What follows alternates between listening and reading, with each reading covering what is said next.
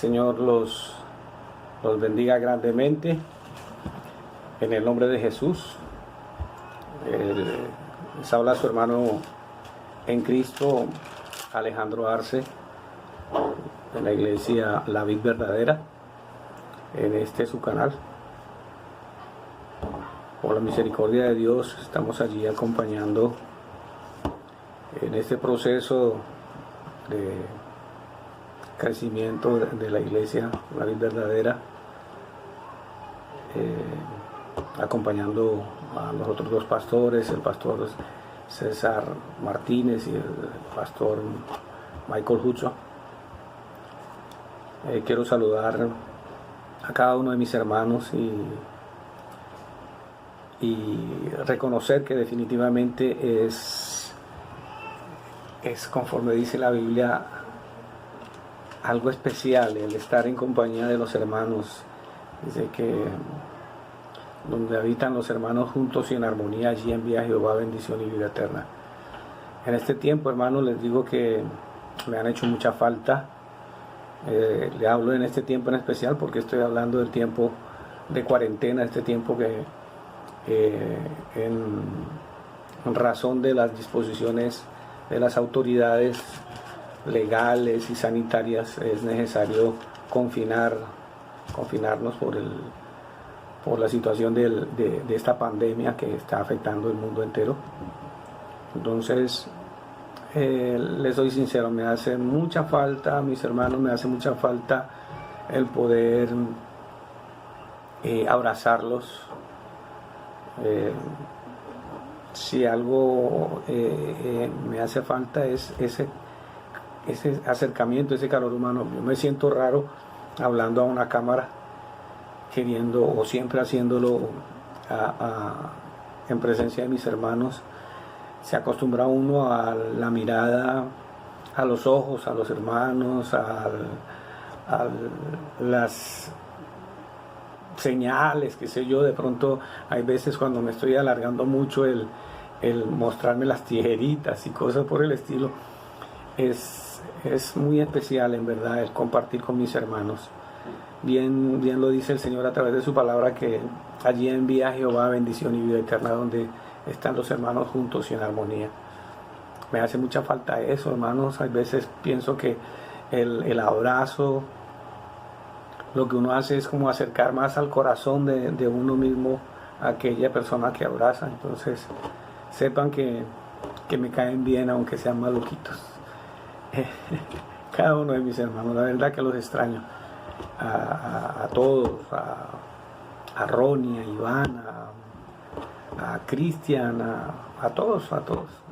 Permítame que de pronto se me olviden los hermanos, pero no es que los olvides. Lo que pasa es que son tantos que no puedo tenerlos con nombre y apellido. Así es de que los extraño a todos, hermanos. Y vamos a estar meditando en la palabra del Señor, sabiendo que este tiempo es un tiempo donde nosotros como iglesia hemos venido orando, hemos venido pidiéndole al Señor que tome el control. Señor, haz esto, haz aquello, Dios mío, ten misericordia, siempre pidiendo eso. Y definitivamente pienso que en este entonces, en este tiempo, es respuesta de Dios a las oraciones de la iglesia. Puede usted darse cuenta que en estos días se hace mucho énfasis en este versículo que está allí en Crónicas. Dice, ay, si mis pueblos se humillaren, sobre el cual mi nombre es invocado, tal. Ya ustedes se lo conocen de memoria. Hay una partecita que me llama mucho la atención, donde dice, si buscar en mi rostro, ese me llama la atención porque es como cuando uno quiere hablar de frente a alguien, no a la espalda, no por un ladito, sino mirándole a los ojos y decirle las cosas. Entonces, me llama la atención que Dios plantea eso, que si mi pueblo se humillare, y que si buscamos su rostro, o sea, que buscamos hablar de frente a Él, reconociendo, humillando, nuestro ser, pues sencillamente Dios va a escuchar y va a sanar. Entonces, pienso que en este tiempo de confinamiento nos da la oportunidad de leer más, de orar más, de compartir más con la familia, fíjese, de tener tiempo hasta para de aburrirnos. Entonces a alguien le decía, a propósito le decía a alguien que decía que estaba aburrido, le digo, si usted está aburrido es porque quiere, porque hay harta ropa para lavar. Entonces entendamos que en este tiempo hay tiempo para todo, hasta para aburrirse. Entonces es necesario acercarnos a Dios, hablarle a Dios con sinceridad, traer nuestros pensamientos a la obediencia a Cristo. Y en ese orden de ideas vamos a estar meditando en la palabra del Señor. Hay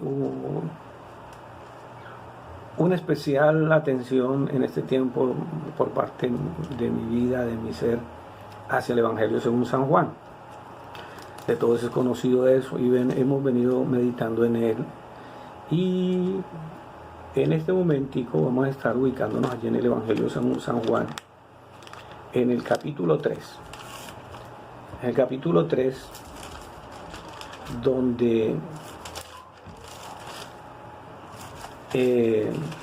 después de haberle hablado el Señor Jesucristo a Nicodemo, estuvo haciendo alusión el evangelista a Juan el Bautista, de cómo Juan el Bautista es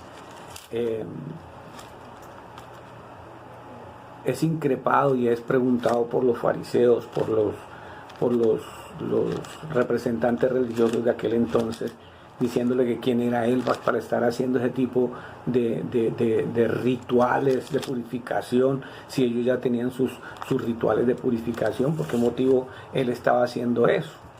Porque estaba haciendo ese tipo de lavamiento, de bautismos, porque en eso consiste el lavamiento. Entonces, como Juan permanecía todavía libre, Jesús no se había manifestado como tal a estar predicando de una manera abierta el Evangelio del Reino, sino que se había mantenido allí a la expectativa, esperando su tiempo. Porque conforme dice la palabra, todo tiene su tiempo y todo lo que se quiere debajo del cielo tiene su hora. Hay tiempo para todo. Tiempo de reír, de llorar, de estar guardado y de estar en libertad. Este tiempo es el tiempo de estar en cuarentena. Bueno, es el tiempo de la cuarentena. Entonces entendamos que todo tiene su tiempo. Dios quiere todo en su momento, en su tiempo, y nos bendice a través de cada una de esas situaciones. Ahora bien, vamos a ubicarnos en el Evangelio según San Juan, en el capítulo 3, versículo 31 al 36. Voy a leerlo para gloria de mi Señor Jesucristo, dando gloria y gracias a nuestro Padre por él. Dice así: el que de arriba viene es sobre todos. El que es de la tierra es terrenal y cosas terrenales habla. El que viene del cielo es sobre todos. Y lo que vio y oyó, esto testifica. Y nadie recibe su testimonio. El que recibe su testimonio, este atestigua que Dios es veraz, porque el que Dios envió, las palabras de Dios habla. Pues Dios no da el Espíritu por medida. El Padre ama al Hijo y todas las cosas ha entregado en su mano. El que cree en el Hijo tiene vida eterna. Pero el que rehúsa creer en el Hijo no verá la vida, sino que la ira de Dios está sobre él. Padre, en el nombre de Jesús, bendito Dios, bendigo tu palabra, Señor, y bendigo a cada uno de los que nos ven y nos escuchan en esta hora, Señor. Pido, Padre de gloria, que seas tú, Señor mío, ministrando, Señor mío, nuestras vidas y la vida de cada uno, Señor mío, de los que en esta hora, Padre, reciben el mensaje de tu palabra. Bendigo pues tu palabra, Señor, y bendigo a cada uno de los que nos ven y nos escuchan, Señor, en el nombre de Jesús. Amén. Dice allí Juan, dice: el que de arriba viene es sobre todos. podemos percibir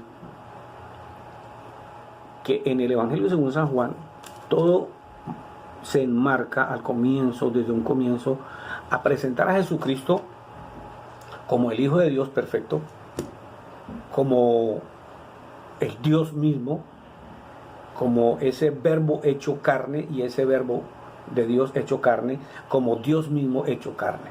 ¿Sí? Entonces, la manifestación de Dios a través de Jesucristo se manifiesta siendo Él como enviado. En muchas partes de la palabra nos da claridad de que eso, en esto consiste la vida eterna, en que te conozcan a ti, Padre, y a Jesucristo a quien has enviado. Entonces, es reconocer que el que viene de arriba es sobre todos. Jesús es sobre todos, porque así lo estableció Dios nuestro Padre. Entonces, hay que entender eso, dice, y el que es de la tierra es terrenal, y cosas terrenales habla. De hecho, Juan el Bautista presenta el bautismo en agua, algo terrenal, el bautismo en agua para arrepentimiento, para acá, en nuestra tierra, para este momento, en esta condición de humanidad, de que este cuerpo se ha de quedar acá. Esto es terrenal, y lo que es terrenal es para lo terrenal. Entonces, Juan el Bautista presentó un mensaje, si bien es cierto, un mensaje presentando el reino de los cielos, cómo se acerca, presenta la oportunidad de arrepentirse aquí, porque no hay oportunidad de arrepentirse después de muerto. Ya el que está muerto, ya no tiene chance de nada. Pero el que es del cielo le da la oportunidad no solamente aquí, sino para allá. Entonces dice, el que es de la tierra, pues habla cosas terrenales, pero el que es del cielo habla cosas celestiales. Al mismo Nicodemo le dijo Jesús, mira, Nicodemo, si te he dicho que es necesario, para poder ver el reino de Dios, es necesario nacer de nuevo. Ese nacer de nuevo, fíjese, nos habla a nosotros de que hoy podemos percibir que todo esto que está aconteciendo, en medio de que de pronto suene duro, que hay mucha gente enferma, que hay mucha gente muriendo, que esto, que lo otro, sabemos que detrás de todo eso, Dios tiene el control. Dios tiene el control. Dios es maravilloso al tener el control, y podemos nosotros entender, como nacidos de nuevo, que eso pertenece al reino de los cielos. Algunos, no, que es de Satanás. No. ¿Por qué? Porque Dios tiene establecido todo. Aparece a través de la Biblia pestes, y aparecen una cantidad de señales que se están cumpliendo antes de la venida del Señor Jesucristo. Viene a mi mente en este momento las palabras del profeta Habacuc. El profeta Habacuc presenta unas palabras bien tremendas donde dice, les voy a leer, miren cómo dice, a ver si se identifican con estas palabras. Dice Habacuc capítulo 1 versículo 2. Él expresa estas palabras a Dios. Dice, ¿hasta cuándo, oh Jehová, clamaré y no oirás? Y daré voces a ti a causa de la violencia, y no salvarás. ¿Por qué me haces ver iniquidad y haces que vea molestia? Destrucción y violencia están delante de mí, pleito y contienda se levantan, por lo cual la ley es deshabilitada y el juicio no sale según la verdad, por cuanto el impío asedia al justo. Por eso sale torcida la justicia. ¿No le suena algo de este tiempo? Es lo mismo, hermano.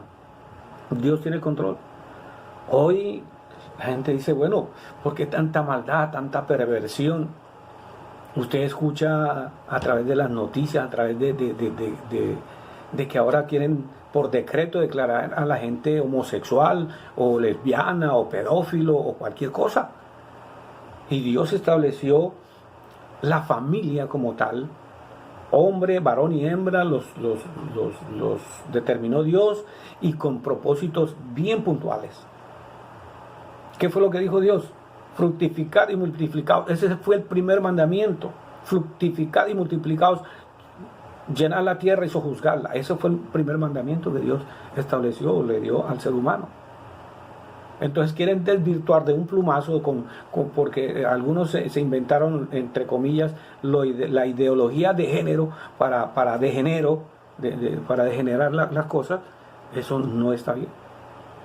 Entonces, en este tiempo que hay tanta perversión, donde se manifiestan tantos problemas y tantas aberraciones, en medio de todo eso sabemos que Dios tiene el control y que son señales de la venida de Jesús.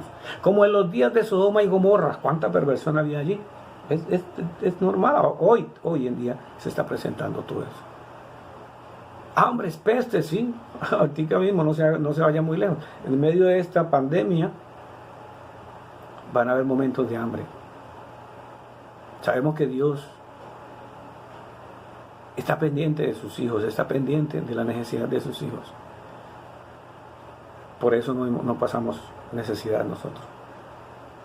La única necesidad verdadera para el ser humano que es grande es la necesidad de tener un Salvador, y ese se llama Jesucristo.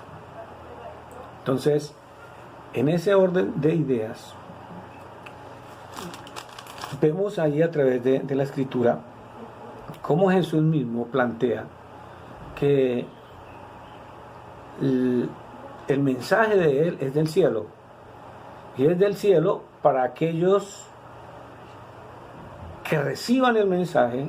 Es algo especial para aquellos los que reciben el mensaje. ¿Por qué? Porque ese mensaje, si se cree en ese mensaje, se va a tener la vida eterna. Si se cree en el mensaje de aquel que vino del cielo, se va a tener la vida eterna. Fíjense que no fue por el mensaje de Juan el Bautista. Juan el Bautista terrenal, y sí, se le creyó el mensaje en últimas veces: arreglen las cosas, arrepiéntanse porque ya viene el reino de los cielos. El reino de los cielos se ha acercado, arrepiéntanse.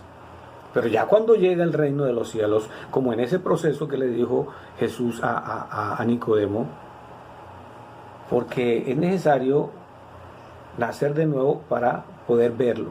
Pero aún más, dice, es necesario nacer del agua y del Espíritu para poder entrar al reino de los cielos. Es un proceso, ese acercamiento, y luego ya estar en el reino de los cielos. Ahora, Jesús plantea muy bien esta situación. A través de Juan el Bautista, lo que se hizo fue un preámbulo, un acercamiento, un alistar el camino para que llegara y se manifestara Jesucristo nuestro Salvador. Entonces dice él con una claridad tremenda, dice: el que de arriba viene es sobre todos, y el que es de la tierra es terrenal. Cosas terrenales habla, y el que viene del cielo es sobre todos. Y lo que vio y oyó, esto testifica. Jesucristo vino a traer un mensaje explícito: arrepiéntanse y sométanse. Arrepentidos y convertidos, porque el reino de los cielos se ha acercado. Creed en el Evangelio. Ese es el proceso, es creer en las buenas noticias que vienen del cielo. Esas buenas noticias tienen que ver con la salvación, con la eternidad. Usted y yo estamos diseñados por Dios para la eternidad. Este cuerpo tiene que acabarse, este cuerpo tiene que irse deteriorando, y aquí este cuerpo se tiene que quedar, a menos que venga el Señor Jesucristo, y ahí sí seremos de una vez transformados. ¡Wow! Nos iremos con Él. Ahora bien, dice el versículo 32: y lo que vio y oyó, esto testifica, y nadie recibe su testimonio. Ahora, el que recibe su testimonio, este atestigua que Dios es veraz. Cuando nosotros creemos en el mensaje de Jesucristo, podemos atestiguar y podemos a voz en cuello decir: Dios es verdad, Dios es veraz, Dios es veraz, Dios es verdad, Dios es real, Dios es verdad. Entonces, en esa situación nosotros podemos testificar y y dar razón a otros de las cosas que han acontecido en nuestras vidas. Versículo 34. Porque el que Dios envió, las palabras de Dios habla. Pues Dios no da el Espíritu por medida. En la medida de que compartimos el Evangelio, el mismo Dios entra a las personas, entra a las vidas de las personas a transformar, a tocar, a guiar. Cada una de estas cosas nosotros vemos a través de la palabra cómo opera Dios. El proceso es el siguiente: se cree en el Evangelio. Se predica el Evangelio. La persona, si lo cree, cambia su condición de perdido a salvo. ¿Por qué? Porque ha creído en el Evangelio de Jesucristo. Si ha creído en el Evangelio, sencillamente Dios le sella a través de su Espíritu. Eso está ahí en Efesios 1, 13 y 14. Dios le sella con su Espíritu. ¿Cuál es el propósito de Dios poner de su Espíritu en cada uno de nosotros? Es poner una parte de Él, es ponerse Él en nosotros. Él no se puede dividir, es poner una parte de Él en nosotros.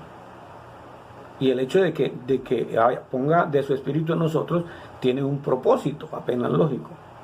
Dice Jesús: y me seréis testigos, o sea, testificaremos de lo que ha hecho Él en nosotros. Dice: cuando venga sobre vosotros el Espíritu Santo. El Espíritu de Dios viene a nosotros con el propósito de que nosotros podamos testificar, hablar de Él. Entonces, es así de sencillo. Creemos en el Evangelio. Si tenemos la oportunidad de una vez bautizarnos, si no creemos en el Evangelio, somos discipulados y somos bautizados. Esas son las dos opciones. El Espíritu de Dios ya viene a nuestras vidas con el propósito bien definido para testificar, para que nosotros podamos dar testimonio de lo que hemos creído y qué ha venido haciendo Dios. Usted analice que cada persona que tuvieron un encuentro con Jesucristo, después de que tuvieron el encuentro con Jesucristo, lo que hicieron fue hablar de Él, testificar de Él.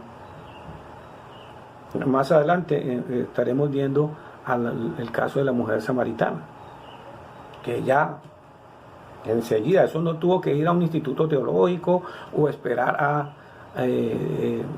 2 años que pasaran para coger como pez. No, eso fue en bombas que comenzó a testificar de Jesucristo. Si usted ve el caso del gadareno, el endemoniado, después de que ya lo vistieron, porque andaba desnudo, después de que ya lo vistieron, enseguida el hombre comenzó a seguir a Jesucristo y a hablar del Señor. Entonces, cada persona, el ciego, el paralítico, cada uno comenzó a hablar de Jesucristo. Es que uno puede parar de hablar de Jesucristo después de que uno cree en la salvación, en las palabras de Jesús. Las palabras de Jesús tienen una relevancia tremenda, hermano. Tan tremenda tienen las palabras de Jesús que el mismo Jesús dice: el que oye mis palabras y las pone en práctica, le voy a comparar a alguien que edifica sobre algo firme. Pero aquel que construye o aquel que escucha mis palabras y no las pone en práctica, le voy a comparar a alguien que edifica sobre algo efímero, sobre la arena. Y pone el ejemplo que van a venir problemas, van a venir vientos, tempestades, en los dos casos. Y el que está fundado sobre la roca, ¿qué va a decir? Va a aguantar, va a venir coronavirus, va a venir Zika, va a venir chikungunya y todo lo que quiera venir. Y va a estar cimentado en la roca. Pero aquel que no está cimentado en algo firme, ¿qué va a ocurrir? Viene cualquier gripita, me morí, no. Y bueno, vean los dos casos. Este de aquí que no ha creído en el Evangelio, no ha creído en Dios, no tiene certeza de su eternidad. A este que está, me dio dolor de muela, me voy a morir. ¿Para dónde va? Si se muere, se pierde. Pero este que está aquí, que ha creído en Jesucristo, que está basado en algo firme, ay, me morí, listo, me morí, ¿para dónde voy? Con el Señor. Ah, ¿cuál es el problema? ¿El problema es morirse? No, el problema es en qué ha creído.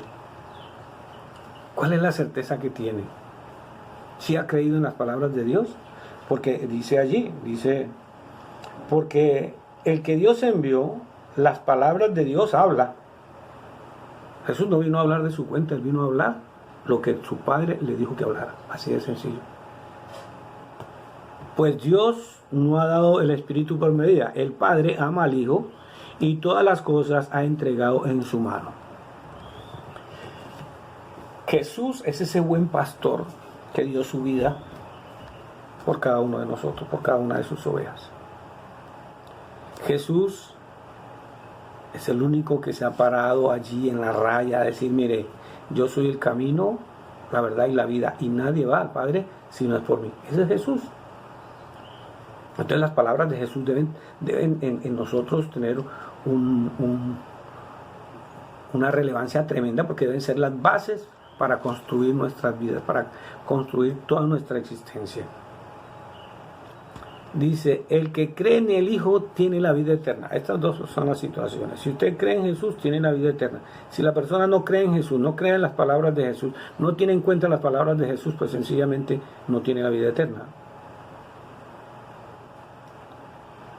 Y si la persona tiene la vida eterna, pues sencillamente, si muere, no muere. Es como, no muere, sino que duerme. Veamos esta situación ahí en el ahorita nos devolvemos ahí un momentico otra vez aquí al 36. En 1 Corintios 15:47. Este es un pasaje también muy conocido. Este pasaje habla de la resurrección y de lo que es el verdadero evangelio y una cantidad de verdades, hermano, que les recomiendo que se lo lean todo. Pero ahorita vamos a tocar específicamente 15:47 al 51. Dice así: el primer hombre es de la tierra, terrenal. El segundo hombre, que es el Señor, es del cielo. ¿Cuál el terrenal? Tales también los terrenales. ¿Y cuál el celestial? Tales también los celestiales. Así como Adán, pues sencillamente, como Adán murió, como Adán tuvo un proceso, así mismo humanamente ocurre con el ser humano. Pero cuando ya se habla de esa parte acompañada por el Espíritu de Dios celestial, viene lo siguiente, dice: así como hemos traído la imagen del terrenal, traemos también la imagen del celestial. Pero esto digo, hermanos, que la carne y la sangre no pueden heredar el reino de Dios, ni la corrupción heredará la incorrupción. Nosotros necesitamos ser transformados. Dios quiere tomar nuestras vidas y transformarlas. Tanta es la transformación que cuando Dios a través de Jesucristo le plantea esta transformación y este cambio tan tremendo a Nicodemo lo único que puede asociar es, dice, ¿acaso uno puede volver a entrar en el vientre de la madre y volver a nacer? Y Jesús le dijo, no, Nico, es necesario nacer de nuevo, es necesario tener un nuevo comienzo, es necesario ser transformado, es necesario ser cambiado. Y lo primero que tiene que cambiar en nosotros es nuestra mentalidad, nuestros pensamientos. Para eso Dios también nos capacita y nos viene a dar la mente de Cristo. O sea, Dios, que es el creador por naturaleza, que es nuestro creador, tiene que venir y hacer una nueva criatura. Y eso lo plantea y eso lo dice la Biblia. Dice, aquí nueva criatura. Dice, aquel que está en Cristo, nueva criatura es. Las cosas viejas pasaron, he aquí todas son hechas nuevas. Se plantea a Dios un nuevo comenzar, un nuevo comienzo. Borrón y cuenta nueva, 0 kilómetros. Entonces, si eso es lo que plantea Dios, y nosotros lo entendemos, pues es mucho más fácil. Si vemos nosotros lo siguiente, ¿cómo comenzó la tal pandemia esta? Bueno, que hubo una comida contaminada, que el murciélago, que bueno, lo que quieran. Viene un proceso. Viene subiendo los índices de contaminación. Llega un momento en que ya comienza la gente a morir. Cuando ya comienza a morir, pero fíjense cuando hay ese cambio. Cuando hay la muerte de un médico, alguien que había estado anunciando las cosas. Mire que esto puede ocurrir, sí se murió. Ahí sí se pellizcaron y comienzan a atender la situación. Antes no. Entonces, el proceso de confinamiento que se da en el proceso de la pandemia tiene una razón de ser, y es que otras personas no sean contagiadas, contaminadas. Es decir, separados. Dios obra en nuestras vidas separándonos para vida eterna. ¿Quiere Dios tomarse el trabajo de santificarnos, de apartarnos del mal, para que eso no nos haga daño? Aquel que está en Cristo, nueva criatura es. Ya Dios nos ha perdonado, nos ha limpiado. ¿Para qué? Para que nosotros tengamos una vida bien, una vida eterna desde ya. El que tiene a Jesús tiene la vida eterna. Entonces, en ese orden de ideas, vamos caminando en el Señor, vamos buscando la guía de Dios. El Espíritu de Dios está en nosotros. Tomamos nuestras vidas, nuestro ser, a expensas de la voluntad de Dios, y Dios hace en nosotros lo que Él se le antoje, porque Él es soberano. Y cuando entendemos que no soy yo quien debo tener el control, y no soy yo quien debe ser el protagonista, sino que el protagonista es el Señor, podemos entender las palabras de Juan el Bautista. Cuando le dicen a él, es que el amigo suyo ahora está protagonizando, está bautizando, está predicando. Aquel del que usted dio testimonio, que sí, que iba a venir y estas cosas, pero ahora él es el protagonista. Digo, sí, es necesario que yo mengüe, pero que él crezca. Así tenemos nosotros que tener en cuenta la situación de que nosotros ya no somos nosotros, ya no, el protagonismo no debe estar centrado en tal o cual persona, sino es en la persona de Jesucristo. Y vamos a ver cómo se presenta esta situación en el caso de la mujer samaritana, que es a continuación lo que vemos en el capítulo 4 del Evangelio según San Juan. Dice, terminando en el 36, dice: el que rehúsa creer en el Hijo no verá la vida, sino que la ira de Dios está sobre él. Ese es el preámbulo para comenzar con la mujer samaritana. El que rehúsa creer en el Hijo, hablando del Hijo de Dios, no verá la vida. no podrá percibir la vida. Siempre va a estar pensando en la muerte, no, porque se ha empecinado en no creer en Jesús. Y Jesús dijo, yo soy la vida y nadie va al Padre sino por mí. O sea, a propósito lo hacen, de no creer en Jesús, de negar a Jesús, de no estar pendiente de Jesús, de no percibir a Jesús como la vida. Entonces, dice, ¿qué ocurre? Que se manifiesta la ira de Dios sobre aquellas personas que lo hacen. Ahora bien,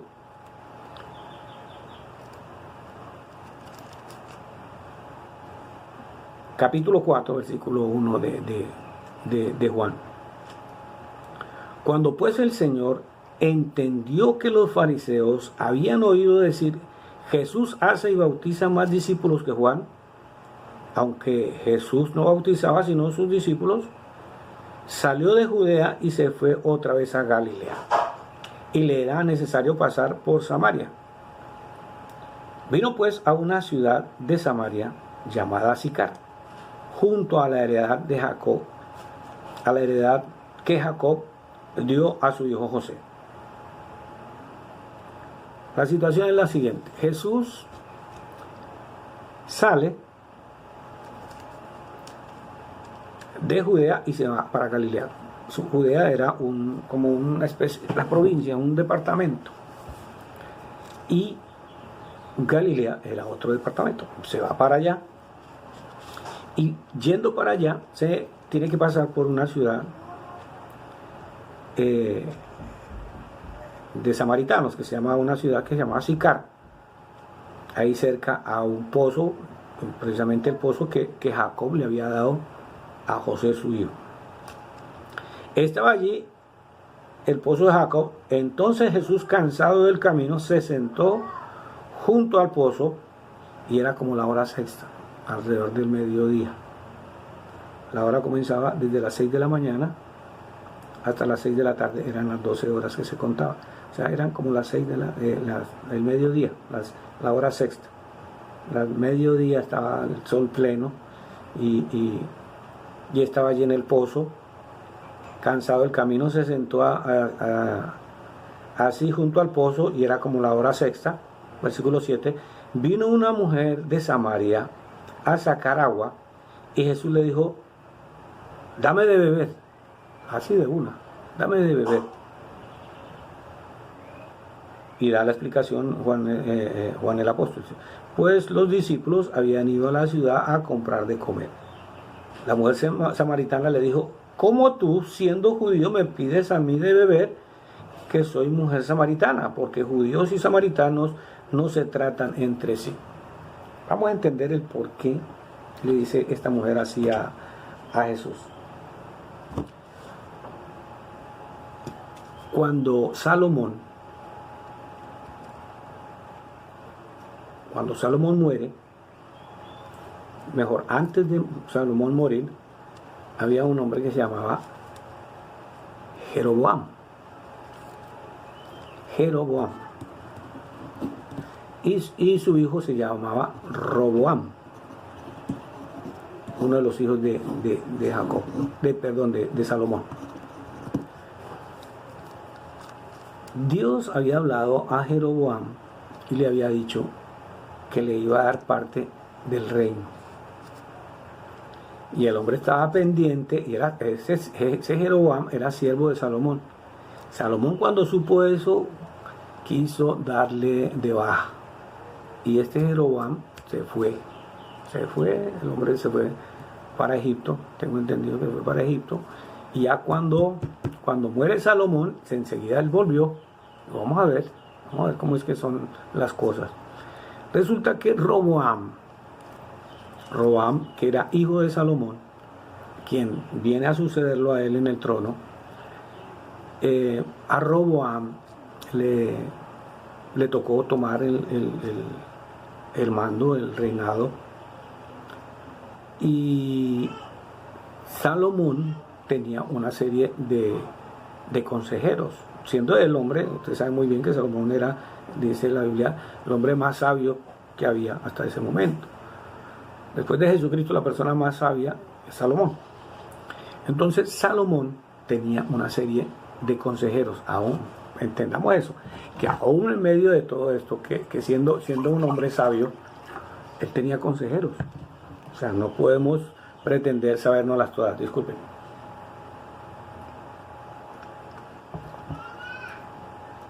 No podemos pretender sabernoslas todas y no tomar consejo. ¿Qué hizo Salomón? ¿Qué hizo Roboam? Roboam se le acercaron los consejeros de Salomón, los ancianos que eran consejeros de Salomón, y le dijeron: Roboam, escucha al pueblo. Mira que el pueblo te está pidiendo que le bajes los impuestos porque su papá tenía que poco de gente que tenía que estar atendiendo y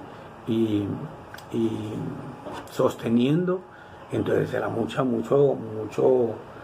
los recursos que tenían que gastar en, imagínense, eran 1000 concubinas, tenía muchas mujeres, tenía mucha familia, Salomón.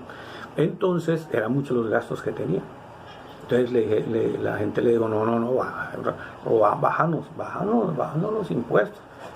Y entonces los consejeros que habían estado con Salomón le dijeron eso, y él dijo: vamos a ver qué dicen mis amigos, los amigos de él, con los que pasaba ahí en la esquina del barrio hablando cosas hasta tarde, jugando dominó y qué sé yo, haciendo nada. Le dijeron: no, ¿cómo se le ocurre, Roboam? Si esta es la oportunidad para que usted muestre su poder, dígale no. Señor, ¿cómo que creen que yo les voy a bajar los impuestos? Al contrario, yo voy a ser más duro que mi papá. Ustedes conocieron a mi papá. Bueno, mi papá no es ni el dedo chiquitico mío, mi mano va a ser más fuerte. Haga de cuenta que mi papá era así de fuerte, mi mano va a ser más fuerte. Y entonces, ¿qué hicieron? Recuerden que habían 12 tribus, 13 con la de los levitas. ¿Qué ocurrió? En la parte de ahí de Jerusalén habitaba Judá y Benjamín, eran los más cercanos allí. Los otros estaban diseminados más lejos. Y cuando van a cobrar los impuestos, la gente que va a cobrar los impuestos, pues sencillamente la gente se rebotó y los mataron. No, señor, aquí no tenemos nada que ver con él. ¿Quién es Roboam? Nosotros no tenemos nada que ver con él. No. Los mataron, los devolvieron sin plata, los mataron. Los volvieron, pues apenas no los devolvieron a ellos mismos, los mataron y no pagaron impuestos. Entonces se reunieron con Jeroboam, que había sido aquel siervo que había estado pendiente, que Dios le había prometido, y efectivamente lo nombraron a él como rey. Y él como rey se inventó algo para que ellos no volvieran a Jerusalén, porque usted sabe muy bien que hay una serie de festividades que Dios había ordenado, que se daban año a año. Entonces él, en su astucia, dijo: no, si esta gente va a Jerusalén, este Roboam es capaz de ganarse su corazón. Entonces no, yo tengo que inventarme algo aquí para que esta gente no vuelva por allá. Voy a hacerle las fiestas acá, no señor. Pascua y todo, panes sin levadura, todo eso lo hacemos acá, no señor. Y nombró sacerdotes y nombró algunos para que hicieran los rituales y las festividades allí en esta parte de Samaria, en la parte norte de Jerusalén, de Judea. Entonces a esa parte es la parte que se le llama Samaria, porque allí fueron reunidos las tribus que se reunieron en torno a Jeroboam. Fueron 10 las tribus que se reunieron y en favor de Jeroboam, y solamente 2 tribus las que se quedaron con Roboam. Por eso usted va a escuchar el reino del norte y el reino del sur. El reino del norte eran las 12 tribus y el reino del sur era Judá y Benjamín, y también pues apenas lógico los levitas. Entonces, ¿qué ocurre? Con el tiempo, a esas 12 tribus fueron expatriadas, fueron llevadas cautivas por el rey de Asiria, y se los llevaron, y de esa gente nunca más nunca volvieron. ¿Por qué lo llevaron de ahí? Por castigo de Dios. Dios les había dicho, miren que cuando iban a entrar a la tierra prometida, dijo, vean, cuídense de ustedes hacer lo que hacen esta gente de allí, esta tierra donde yo los llevo, porque allí hay agoreros, sortílegos, evocadores de muertos, una cantidad de cosas. No quiero que hagan eso. A la postre ellos resultaban haciendo eso, por eso se lo llevaron, Dios los expatrios los llevaron cautivos. Resulta que a esta gente que fueron llevados de ahí, yo les estoy resumiendo todo un poco donde esta gente que fueron llevados de ahí, de estas 12 tribus, fueron llevados en cautividad a Asiria. De esa gente nunca volvió nadie. Los que quedaron allí en esa parte de lo que se llama, entre comillas, Samaria, al tiempo de Jesús, los que habitaban en esa parte de ahí eran personas de otra nacionalidad que el rey de Asiria mandó para que habitaran ese lugar. Y ese lugar era un lugar tan tremendo que los que llegaron ahí se lo estaban tragando los leones, las fieras se lo estaban tragando, se lo estaban comiendo. Y le mandaron razón al rey de Siria que esta gente se estaba muriendo, se lo estaban comiendo las fieras. Y entonces le dijeron que era lo que ocurría. Entonces le dijeron que el Dios de ese lugar era un Dios celoso. Un Dios celoso que estaba airado con la gente que estaba habitando allí porque no lo estaban adorando. Entonces el rey de Siria, bueno, sáquenme gente de la que nosotros trajimos y mándenla para allá. ¿Para qué? Para que esta gente le enseñe a adorar al Dios de allá. Y ya que se arregle ese asunto. Entonces efectivamente mandaron levitas sacerdotes a que enseñaran a adorar a Dios. Y sí, la gente aprendió a adorar a Dios, pero también siguieron adorando sus imágenes, sus ídolos y sus dioses. O sea, hubo una mezcolanza.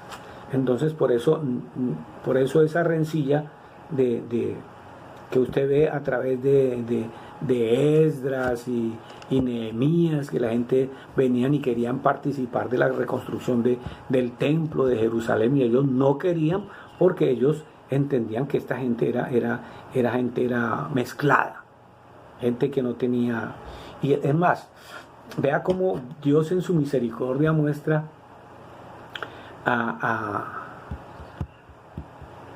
de cómo les envía Dios una y otra vez profetas a esta gente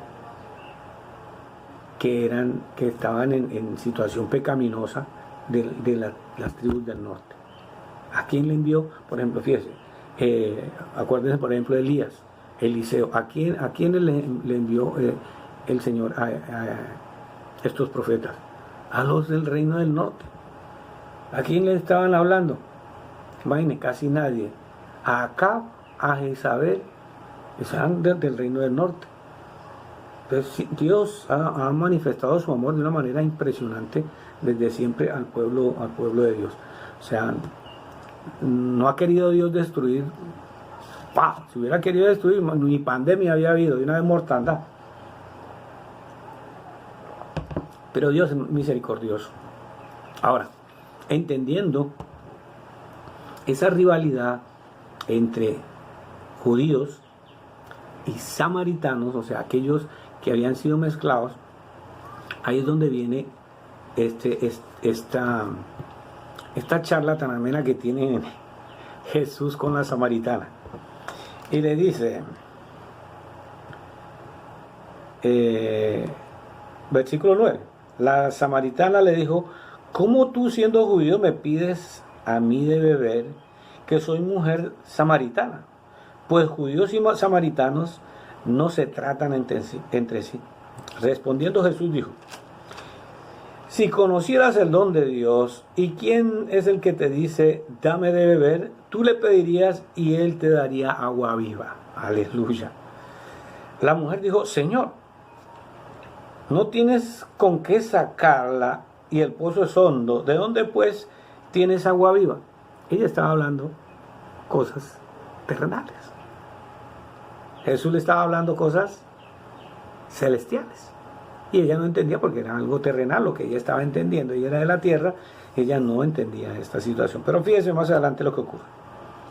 Le pregunta a ella: ¿acaso eres tú mayor que nuestro padre Jacob, que nos dio este pozo del cual bebieron él, sus hijos y sus ganados? Respondiendo Jesús le dijo: cualquiera que bebiere de esta agua volverá a tener sed. Está hablando Jesús cosas aterrizadas, cosas de la tierra. Mas el que bebiere del agua que yo le daré, no tendrá sed jamás. Aleluya. Sino que el agua que yo le daré será en él una fuente de agua que salte para vida eterna. Upale.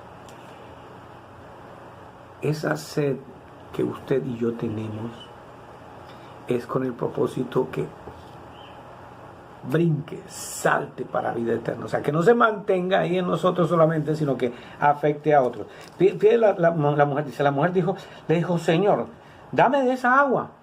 Si ese es así, dame de esa agua. Yo quiero de esa agua. Para que no tenga yo sed ni venga aquí a sacarla. Fíjese que ella está mezclando las dos cosas. Si yo quiero de esa agua, pero ella está pensando en que va a ser el agua algo material, algo terrenal. Entonces le dice Jesús le dijo: ve, llama a tu marido y ven acá. ¿Por qué le dice que vaya y llame al marido? Jesús conoce a todos. Estuvimos meditando eso. Jesús conoce tanto a todos que en un momento dado, cuando viene Pedro, que no se llamaba Pedro sino Simón, le dice: Simón, yo conozco a tu papá, tú eres hijo de Jonás, de aquí en adelante te vas a llamar Pedro. De una le cambia el nombre. No se le haga raro que a usted también le cambie el nombre, ¿verdad? Porque eso es lo que quiere Dios, que no conocernos o que se conozcan como Dios quiere que lo conozcan a usted. De pronto yo trabajo en la carpintería. De pronto algunos me conocían por el happy, por el carpintero.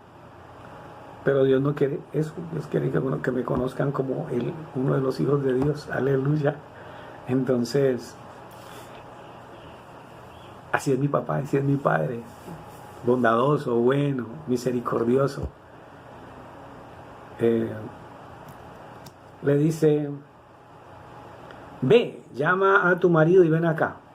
Muéstrame quién es tu autoridad. Muéstrame a quién está sometida. Respondiendo la mujer dijo: no tengo marido, no tengo autoridad, no tengo a quién someterme. Jesús le dijo: bien has dicho, no tengo marido, porque 5 maridos has tenido, y el que ahora tienes no es tu marido. Hecho, esto has dicho con verdad. Vale. Y esta mujer enseguida, yo me imagino cómo le abrieron los ojos. ¿Y quién le dijo? Así ocurre a veces cuando estamos en las prédicas, ¿no se han dado cuenta? Que está la prédica y uno, ¿quién le dijo a este? Alguien tuvo que haberle dicho que esa es mi condición. Pues no, sepa que Dios conoce a lo más recóndito de nuestro ser, de nuestros pensamientos. Él nos conoce a todos. Bueno, sigamos. Dice la mujer, mire cómo le dice: Señor, me parece que tú eres profeta. Me parece que estás hablando de parte de Dios. Yo reconozco que estás hablando de parte de Dios. Eso es lo que estás diciendo, es de parte de Dios. Nuestros padres adoraron en este monte y vosotros decís que en Jerusalén es el lugar donde se debe adorar. Ella estaba hablando, fíjese, todavía cosas terrenales. Sí, yo entiendo que estás hablando de parte de Dios, pero me doy cuenta de que a nosotros nos enseñaron que aquí debíamos adorar, pero los judíos dicen que debe adorarse es en Jerusalén.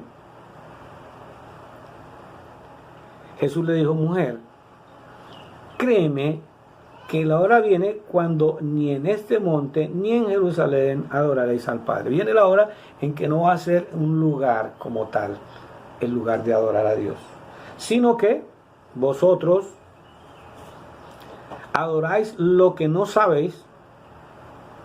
Hablando Jesús como judío, nosotros adoramos lo que sabemos porque la salvación viene de los judíos. Jesús fue enfático y de hecho Jesús fue enviado en primera instancia a los judíos. Usted ve el relato bíblico, fue a los judíos a quien llegó Jesús a traerle salvación. Porque Él salvará a su pueblo. ¿Cuál era el pueblo? Los judíos. Dice, a los suyos vino, pero los suyos no lo recibieron, lo rechazaron. Dice, ahora bien, a aquellos que le recibieron, a los que creen en su nombre, les dio potestad de ser hechos hijos de Dios. Les da la autoridad, no un pueblo, sino una familia de Dios, cercanos a Dios. Bendito.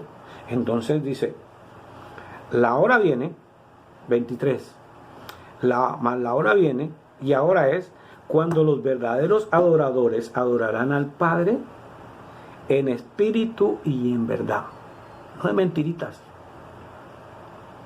No de labios, no aquí, sino de acá, de espíritu, dice, porque y ahora es cuando los verdaderos adoradores, acordémonos en qué consiste la adoración. La adoración consiste en amar o en exceso. Es permitido adorar, es permitido amar en exceso solamente a Dios. En eso consiste el adorar. Hay un punto allí. Amamos, pero adoramos de aquí para adelante, y eso solamente le corresponde a Dios. Cuando ese lugar de privilegio está alguien diferente de Dios, Dios se encarga de hacerlo caer. Pero cuando es Dios, aleluya, quien está en ese lugar de adoración, solamente Él es digno de recibir la adoración. Y ahora es cuando los verdaderos adoradores adorarán al Padre. Oye, Jesús, eso fue lo que vino a enseñar a adorar al Padre. Al Padre, imagínense. Inclusive lo planteó así de esta manera. Dijo, ya no llames a nadie maestro, ni le digas en la tierra a nadie Padre vuestro, porque uno es vuestro Padre, el que está en los cielos. Y maestro, el Cristo eterno. No a nadie más. Adorar, a nadie más. Porque también el Padre, tal es adorado. Dios tiene que estar buscando a alguien que le adore. Dios mío, eso es, qué vergüenza de parte nuestra que sea Dios quien tenga que estar escudriñando. Vamos a mirar a quién verdaderamente está adorando. Vergüenza tiene que darnos. Porque el hecho que diga la persona es que vamos a adorar en espíritu y en verdad, eso es de labios, en espíritu, y es allí. El único que puede percibir eso es Dios. Yo no puedo percibir, ay, ¿cómo adora? Adora en espíritu y en verdad. No, eso no es así. Porque es Dios quien anda buscando adoradores que le adoren en espíritu y en verdad. Quiera Dios que nosotros en algún momento, ojalá, o el resto de nuestra existencia, podamos lograr llegar a ese nivel de adorar a Dios en espíritu y en verdad. Porque eso es lo que anda buscando Dios, adoradores que le adoren en espíritu y en verdad.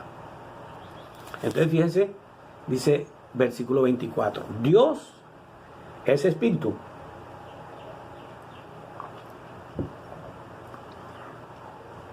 Dios es espíritu, y los que le adoran en espíritu y en verdad es necesario que le adoren.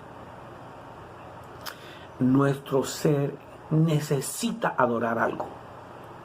Necesita amar en exceso algo. Necesitamos tener un aliciente en qué poner nuestra mente, nuestro altar, y ese debe ser Dios.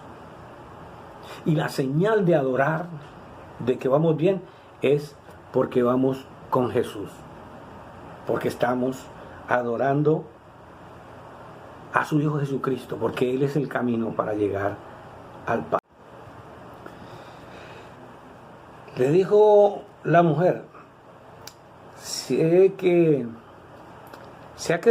ha de venir el Mesías, o sea, sé que ha de venir un rey, sé que el reino de los cielos se ha acercado. Eso es lo que está reconociendo ella. Sé que ha de venir un rey de parte del cielo llamado el Cristo. Sé que eso lo tenía ella claro, siendo que no era judía. Ella tenía claro que iba a venir un rey al cual someterse. Dice: cuando Él venga, declarará todas las cosas. O sea, cuando Él venga, traerá claridad sobre todas las cosas. Vendrá un tiempo de claridad y de entendimiento de todas las cosas. Jesús le dijo: yo soy el que habla contigo. ¡Wow! ¿Cómo así? Vea lo que dice la mujer: yo sé que va a venir el Mesías, va a venir el ungido de Dios, va a venir el cual se le va a llamar el Cristo, el Rey de parte de Dios, el cual va a tener claridad o va a traer claridad sobre todas las cosas. Y Jesús le dice: yo soy. Oh, ¿con qué eres tú? Dice 27. En ese momento, vinieron sus discípulos y se maravillaron de que hablaba con una mujer. Sin embargo, ninguno dijo: ¿qué preguntas o de qué hablas con ella? Versículo 28. Entonces la mujer dejó su cántaro y fue a la ciudad. Ella venía a buscar agua, pero ¿qué hizo? Dejó allí lo que iba a hacer y se fue para la ciudad enseguida. Y allí, apenas llegó, ¿qué fue lo que hizo esta mujer? ¡Hey! Venid y ved a un hombre que me ha dicho todo cuanto he hecho. ¿No será este el Cristo? Ella estaba dudando. Ella no se atrevía a decir: ese es el Cristo. No. Fíjense que Jesús le acaba de decir que era él. Y ella dijo: ¿no será que este es el Cristo? Me dijo todo lo que yo he hecho, me lo trajo con claridad. Ella había reconocido a Jesús como profeta. Y entonces dice, versículo 30, entonces salieron de la ciudad y vinieron a él. La gente salió de la ciudad. ¿Cómo así? Esta mujer debía tener algo de credibilidad, porque para anunciar eso: hey, vamos, mire que allí... Y llegaron. 31. Entre tanto, los discípulos le rogaban diciendo: Rabí, come. Señor, come ya, y te trajimos la comida. Usted sabe que estamos trayendo la comida, coma. Y él dijo: yo tengo una comida que comer que vosotros no sabéis. Dice: entonces los discípulos decían unos a otros: ¿le habrá traído alguien de comer? ¿Será que mientras que nosotros fuimos, alguien le trajo de comer? Jesús les dijo: mi comida es que haga la voluntad del que me envió y que acabe su obra. ¿No decís vosotros: aún faltan 4 meses para que llegue la siega? He aquí os digo: alzad vuestros ojos y mirad los campos, porque ya están blancos para la siega. Allí les está hablando cosas terrenales, porque allí estaban ellos viendo de seguro los sembrados. Aún falta 4 meses para que llegue la siega. Alzad vuestros ojos y mirad los campos, porque ya están blancos para la siega, ya están listos para recoger. Y el que siega recibe, y el que recoge fruto, el que siega recibe salario, y recoge fruto para vida eterna. Ahí está hablando ya cosas espirituales. El que ciega, el que arranca almas para el reino de los cielos, el que arranca le arranca esas almas del mundo para el reino de los cielos, lo hace para vida eterna. El que ciega recibe salario y recoge fruto para vida eterna. Y para el que siembra, y para que el que siembra goce juntamente con el que ciega. Nosotros sembramos. Usted, mi hermano, que le gusta también compartir de la palabra, eso es sembrarla. Y cuando usted ve que el mismo Dios, que es el que se encarga, el Espíritu de Dios se encarga de convencer de pecado, justicia y de juicio, saca y hace que esa persona se afirme en Dios y que tome el compromiso con Dios. Me voy a bautizar, voy a ser discipulado y me voy a bautizar y voy a seguir a Jesucristo. Ese es el pago más grande que puede usted recibir, hermano, de ver un alma siguiendo a Jesús. Algunas de esas almas que usted supuestamente ha ayudado a que caminen el Señor, esas almas inclusive hay veces no van detrás de usted, sino van delante de usted, y usted puede verlas como cogen como si fueran en moto, van volando, van para adelante, y lo único que puede producirle a uno es gozo, sabiendo que están siguiendo a Jesucristo. Hay algunas almas que se quedan de pronto rezagadas, pero también están siguiendo al Señor. Algunos lo hacen más rápidamente, otros se demoran un poco más, pero sepa que después de conocer de Jesús, nunca nuestra vida va a ser igual. Eso le ocurrió a esta mujer, la samaritana. Versículo 37 dice, porque en esto es verdadero el dicho: uno es el que siembra y otro el que ciega. Yo os he enviado a cegar lo que vosotros no labrasteis. Otros labraron y vosotros habéis entrado en sus labores. Lo más probable, hermano, es que usted, cuando le comparta a alguien, esa persona se convierte. Uy, ¿cómo me está usando Dios? No, pues hace rato que Dios ya a esa alma la tiene lista, la tiene ya preparada para, solamente necesitas un empujo. La palabra habla de que forcemos a la gente a entrar, hermano. No con terrorismo. Arrepiéntate, te vas a perder. No. El Evangelio es poder de Dios para salvación, no para condenación. Si bien es cierto, la persona, si no cree, se condena, pero es ella sola, no porque nosotros la condenemos. El Espíritu de Dios convence de pecado, de justicia y de juicio con el ánimo de que la persona se salve. Si la persona no quiere, se rehúsa a creer en el Señor, lo veíamos ahorita a través de las Escrituras. Si se rehúsa a creer en el Hijo, pues sencillamente la ira de Dios está sobre él. O se condena solito. ¿Por qué? Porque no quiere creer en el unigénito Hijo de Dios. No quiere creer en el unigénito, en el nombre del unigénito. ¿Cuál es ese nombre? Jesús. Velo allí. Jesús. Es el nombre. No es una cruz. Es Jesús el de la cruz. Ese Jesús es el que nos motiva a seguir adelante. Es el Jesús que hizo que estas personas que se acercaron con esta mujer samaritana, que se acercaron después de que ella les testificara, de que les anunciara, mire, ¿no será que este es el Cristo?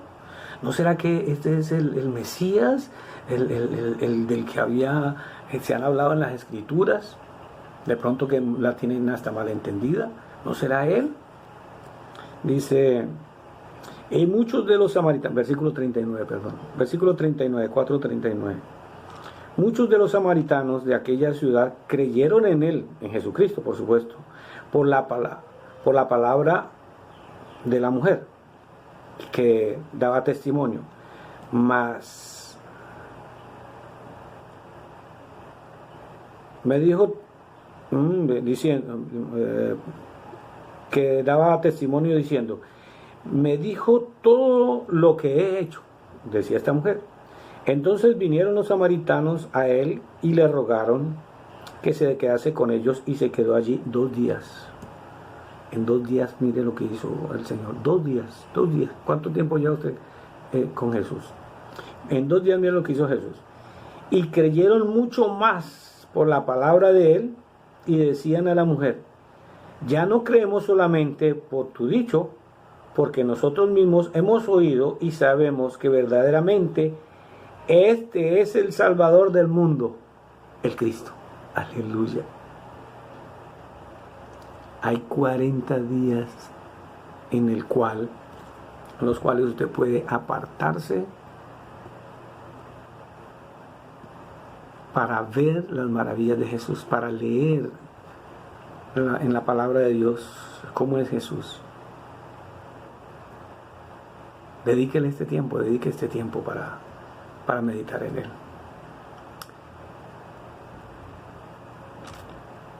El Señor los bendiga ricamente, el Señor los guarde. Permítame orar en esta hora por ustedes, por mí, por esta nación, por esta isla, por la situación. Padre, en el nombre de Jesús, bendito Dios, te damos gracias, Señor mío, por estos momentos que nos permites, bendito Dios, meditar en tu palabra, hacernos bienaventurados, bendito Dios, a través de meditar, Señor, en las palabras de tu Hijo bendito, nuestro buen Salvador Jesucristo. Bendigo, Señor mío, tu palabra, Padre bueno, y pido, Padre, que bendigas a cada uno de los que han escuchado, Señor, esta corta meditación, Dios mío. En el nombre de Jesús, te ruego, Dios de gloria, por esta isla, Señor mío. Esta isla a la cual viniste, Señor mío, o nos trajiste, bendito Dios, para que te conociéramos. En el nombre de Jesús, bendigo tu iglesia, la vid verdadera, Señor. Bendigo a cada uno de los miembros, Señor mío, de tu iglesia, la vid verdadera, Dios. Pido, Señor mío, que donde quiera que hayan viajado, Señor mío, seas tú, Padre, acompañándolos, Señor mío, y guiándolos, Dios mío. Aquellos que nos ven, Señor mío, por primera vez, en el nombre de Jesús los bendigo. Pido, Padre Santo, que sean manifiestas, Señor mío, a través de señales, prodigios, milagros, Señor mío, que tú eres verdad, Señor mío, que tú eres veraz, Dios bendito, que tu palabra tú la acompañas con señales, prodigios, milagros, Señor. Te doy gracias, Señor mío, por cada uno de los líderes, bendito Dios, de las iglesias aquí en San Andrés, Señor mío. Te pido, Dios, que seas tú, Señor mío, guiando, Señor, a toda tu verdad, Señor mío, a que deje de presentarse, Señor mío, tanta perversidad, Señor mío, tanta mentira, tanto engaño, Señor mío, y que tu palabra, Señor mío, corra, Padre, y que sea esa agua, Señor mío, que salte para vida eterna, Señor, en cada creyente. Bendigo, Señor mío, a las autoridades, bendito Dios. Padre, bendigo este tiempo, Señor mío, de cuarentena, bendito Dios, porque sé que en medio de esta situación, bendito Dios, tú traes, Rey de Gloria, ese tiempo, Señor mío, de refrigerio, Señor, a tu iglesia cuando hay ese verdadero arrepentimiento, Señor. Bendigo, Señor mío, a cada uno, al gobernador, Señor mío, al presidente, Señor mío, a cada uno de los presidentes de las naciones, bendito Dios, y pido, Dios, que bendiga a la humanidad completa, Señor mío, trayendo, Padre, sanidad de parte tuya, Señor mío, a la humanidad. En el nombre de Jesús te doy gracias, Señor, para gloria tuya, Señor, oro en el nombre de Jesús. Amén y amén. El Señor me los bendiga y estés juiciositos en casa. Lean la palabra de Dios, medítenla, compártanla y el Señor los bendiga. Muchas bendiciones más.